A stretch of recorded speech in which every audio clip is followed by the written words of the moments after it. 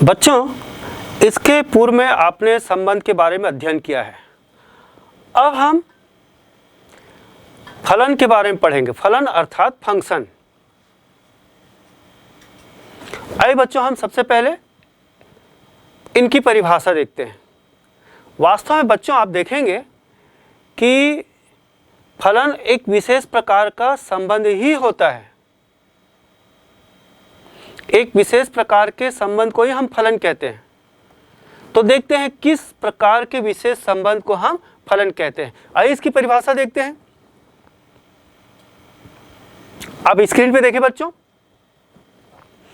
एक संबंध f समुच्चय A से समुच्चय B में एक फलन कहलाता है यदि समुच्चय A का प्रत्येक अवयव समुच्चय B में एक अद्वितीय प्रतिबिंब रखता है। क्या मतलब बच्चों? एक अद्वितीय प्रतिबिंब रखता है मतलब समुच्चय A के प्रत्येक अवयव का समुच्चय B में एक अद्वितीय अवयव से संबंधित हो, तब हम कहते हैं यह संबंध एक फलन प्रदर्शित कर रहा है। और इसे सांकेतिक रूप में हम दर्शाते हैं f such that A tends to B। आप स्क्रीन में देखिए बच्चों, f such that समुच्चय A से समुच्चय B। अब यदि फलन f में x belongs to A के संगत अवयव y belongs to B है।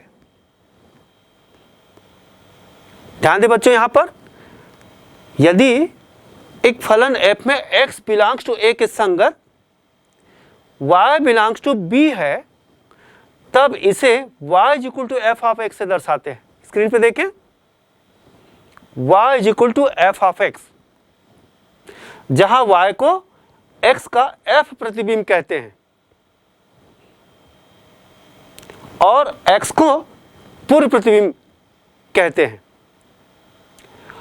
इसे हम तीर आरेख द्वारा भी दर्शा सकते हैं। बच्चों देखिए कि हम इस फलन को किस प्रकार से तीर आरेख द्वारा दर्शा सकते हैं। देखिए, समुच्चय A, ये समुच्चय B, यदि A से B में फलन f प्रदर्शित हो रहा है, अर्थात यदि समुच्चय A का अवयव x समुच्चय B के अवयव y से संबंधित है,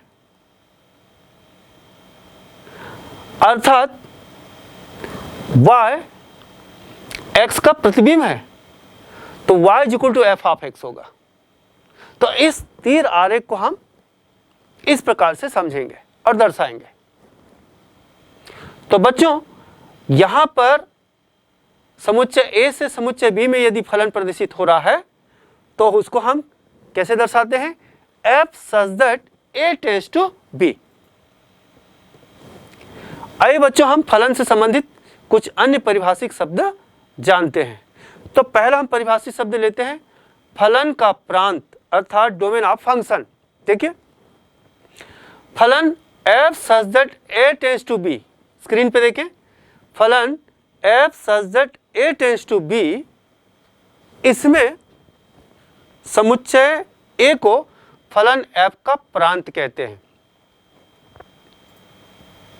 दूसरा परिभाषिक शब्द है फलन का सहप्रांत कोडोमेन ऑफ फंक्शन। देखें आप स्क्रीन पे, फलन f such that A tends to B में समुच्चय B को फलन f का सहप्रांत कहते हैं। और तीसरा फलन का परिसर अर्थात रेंज ऑफ फंक्शन। तो परिसर क्या होता है?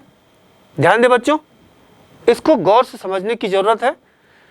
अधिकांश सवालों में फलन का परिसर पूछा जाता है। तो देखें आप, फलन f such that A tends to B में समुच्चय A के सभी अवयवों के f प्रतिबिंबों का समुच्चय फलन का रेंज कहलाता है। और इसे हम इस प्रकार से दर्शाते हैं कि f का परिसर is equal to f of a। ध्यान दे बच्चों, फलन f का परिसर बराबर f ऑफ a, अर्थात इसे हम समुच्चय निर्माण रूप में इस प्रकार से भी लिख सकते हैं, f का परिसर is equal to f of x such that x belongs to a।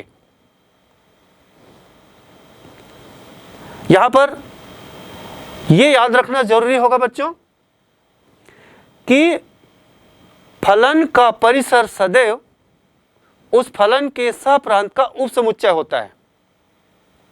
अर्थात हम इसे ऐसा भी समझ सकते हैं कि परिसर सदैव अपने प्रांत का प्रतिबिंब होता है। ध्यान दें बच्चों, किसी फलन का परिसर सदैव अपने प्रांत का प्रतिबिंब होता है और उसे हम इस प्रकार से दर्शाते हैं। आप देखिए, f of a is the subset of समुच्चय b। स्क्रीन पे देखिए बच्चों, f of a is the subset of समुच्चय b। आइए बच्चों, फलन को सरलता से समझने के लिए हम एक उदाहरण लेते हैं। आप स्क्रीन पे देखें उदाहरण, f such that w tends to n द्वारा परिभाषित फलन f of x is equal to x plus 2। यहां पर f such that w tends to n, w मतलब पूर्ण संख्याओं का समुच्चय और n का मतलब प्राकृत संख्याओं का समुच्चय। तो फलन f कैसे परिभाषित है? पूर्ण संख्याओं के समुच्चय से प्राकृत संख्याओं के समुच्चय में परिभाषित फलन है। तो f such that w tends to n का अर्थ क्या है बच्चों? यहां पर f का जो प्रांत है वो w है। w अर्थात 0, 1, 2, 3, 4 dash dash dash and so on, अर्थात पूर्ण संख्याओं का समुच्चय।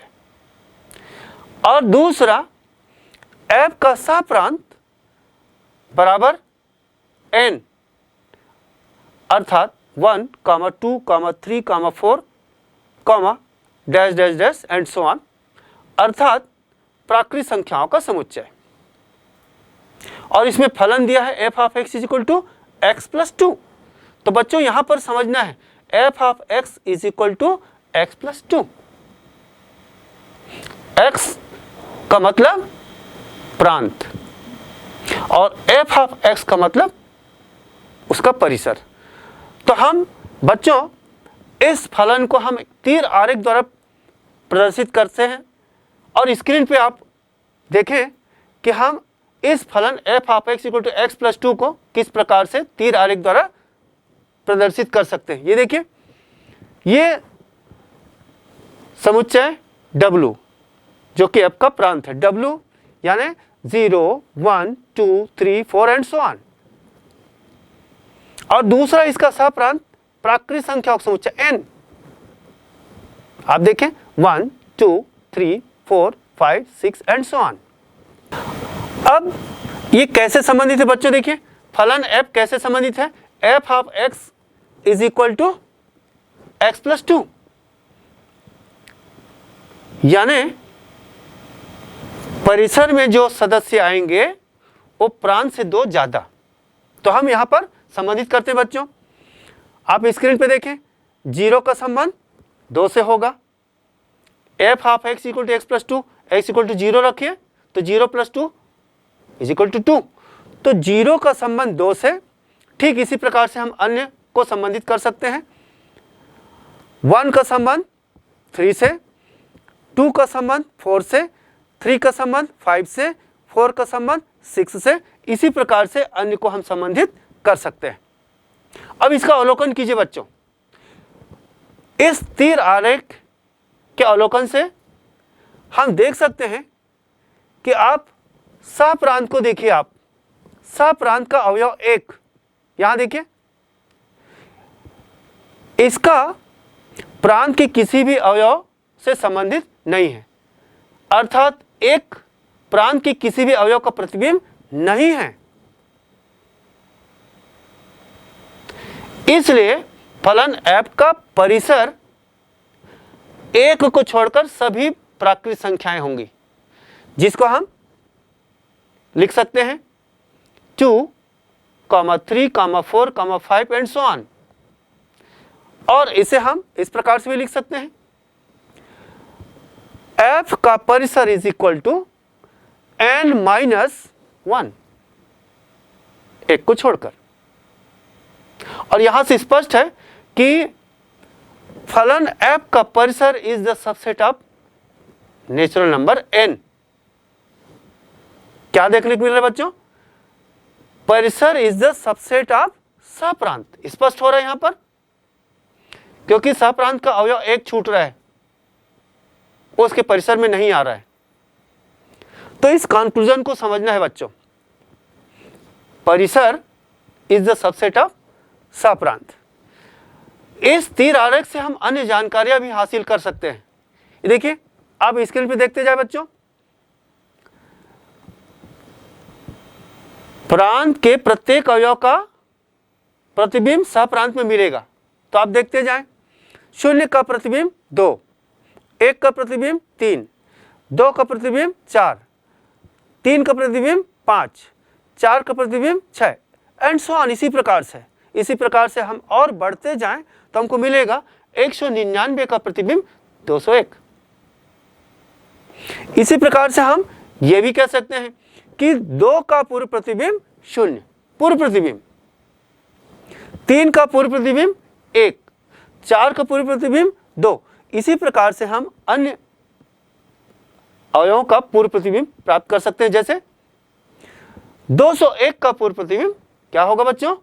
199। तो इस प्रकार से हम किसी अवयव का प्रतिबिंब अथवा सहप्रांत की किसी अवयव का पूर्व प्रतिबिंब हम प्राप्त कर सकते हैं। बच्चों, आप स्क्रीन पे देखें, फलन की पहचान करने के लिए हम ये 4 प्रकार के तीर आरेख का अवलोकन करते हैं। आइए देखिए, पहला तीर आरेख देखिए आप, ये 2 समुच्चय दिया गया है। पहले समुच्चय का अवयव ए बी सी और दूसरे समुच्चय का अवयव 1 2 3। और किस प्रकार से संबंधित है देखिए, ए का संबंध 1 से, बी का संबंध 2 से, सी का संबंध 3 से। क्या मतलब यहां पर क्या देखने को मिल रहा है बच्चों? इस तीर आरेख से स्पष्ट है कि प्रांत के प्रत्येक अवयव का सहप्रांत में एक अद्वितीय प्रतिबिंब है। अर्थात आप देख सकेंगे f of a is equal to 1, f of b is equal to 2, f of c is equal to 3। ठीक है बच्चों, तो हम इसे फलन कहेंगे। ध्यान देना है, यदि प्रांत के प्रत्येक अवयव का सहप्रांत में एक अद्वितीय प्रतिबिंब है तो निश्चित रूप से वह फलन होगा, अर्थात यह एक फलन है।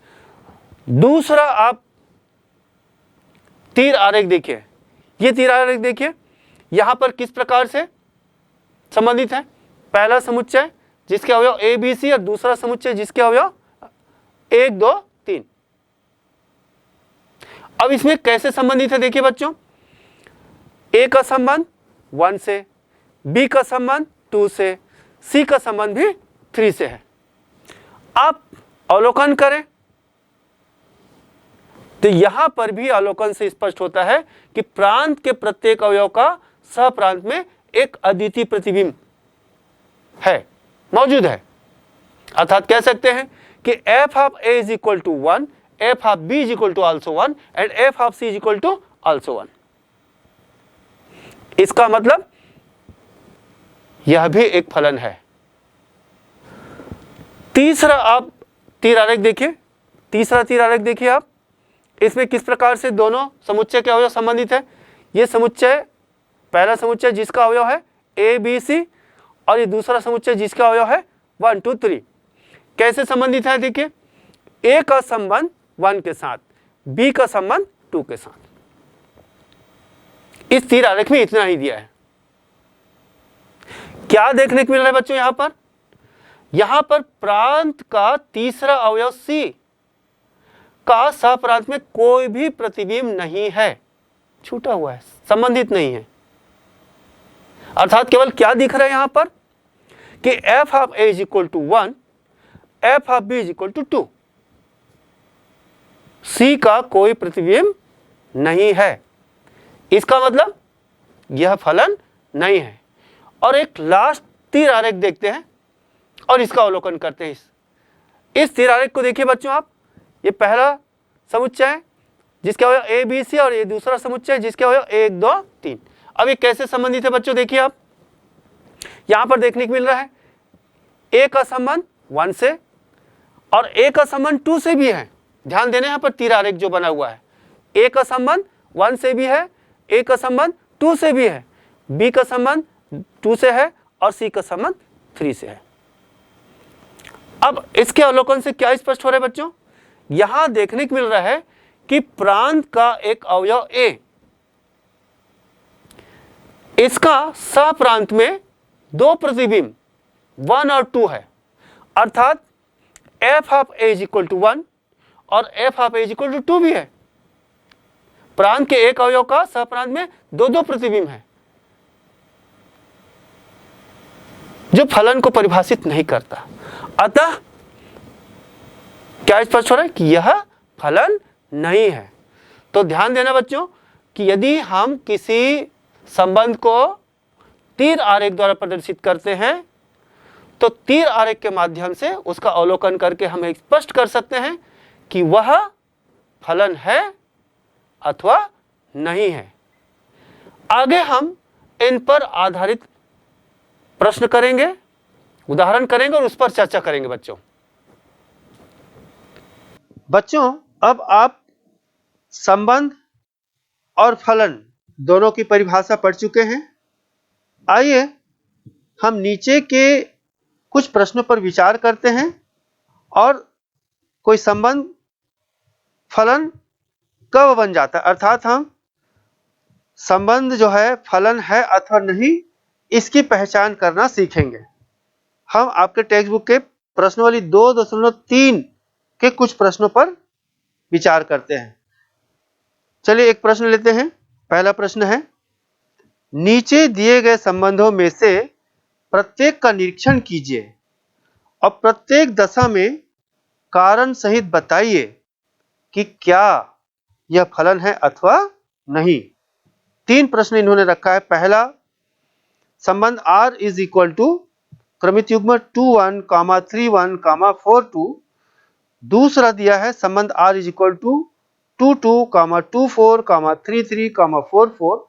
तीसरा संबंध R इज इक्वल टू 12, 23, 34, 45, 56, 67।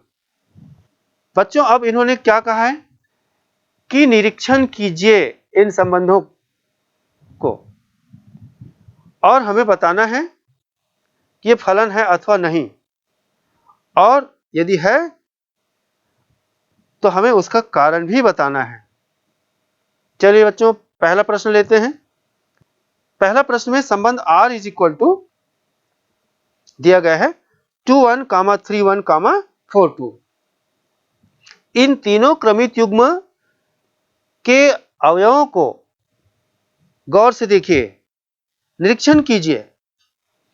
यहां पर कोई भी 2 क्रमित युग्म के प्रथम घटक समान नहीं है, सब पृथक पृथक हैं। इसका मतलब है प्रांत के प्रत्येक अवयव का सहप्रांत में एक अद्वितीय प्रतिबिंब है, इसलिए यह संबंध R एक फलन है। बच्चों आपको ध्यान रखना होगा कि कोई संबंध यदि दिया है उसके प्रत्येक क्रमित युग्म को गौर से देखिए। यदि इन क्रमित युग्मों में से कोई भी 2 क्रमित युग्मों के प्रथम घटक समान नहीं है तो निश्चित रूप से वह संबंध एक फलन को दर्शाता है, यह ध्यान रखना है। दूसरा प्रश्न को देखते हैं। R इज इक्वल टू दिया है क्रमित युग्म 22, 24, 33, 44। इसका निरीक्षण कीजिए। क्या देखने को मिल रहा है बच्चों, यहां पर शुरू के 2 क्रमित युग्मों को देखिए 22 और 24। इनके प्रथम घटक समान हैं, दोनों क्रमित युग्म में पहला घटक 2 है, अर्थात प्रांत के एक ही अवयव के सहप्रांत में दो दो प्रतिबिंब हैं। अतः यह संबंध एक फलन नहीं है। ध्यान रखना बच्चों, निरीक्षण में यदि यह पता चल जाए क्या कि एक ही अवयव के प्रांत के एक ही अवयव के सप्रांत में दो दो प्रतिबिंब हैं, इसका मतलब वह फलन नहीं होगा। यह बात को ध्यान पे रखना है। तीसरा प्रश्न भी देख लेते हैं। संबंध R इज इक्वल टू क्रमित युग्म 1 2 2 3 3 4 4 5 5 6 6 7। यहां भी देखिए, हमको इन सभी क्रमित युग्मों का बारीकी से निरीक्षण करना है और देखना है ऐसा तो नहीं कि कोई भी दो क्रमित युग्म का प्रथम घटक समान तो नहीं है, यह देखना है। तो यहां पर निरीक्षण से पता चल रहा है कि कोई भी दो क्रमित युग्मों के प्रथम घटक समान नहीं है, अर्थात प्रांत के प्रत्येक अवयव का एक अद्वितीय प्रतिबिंब है। इसलिए यह संबंध R एक फलन है।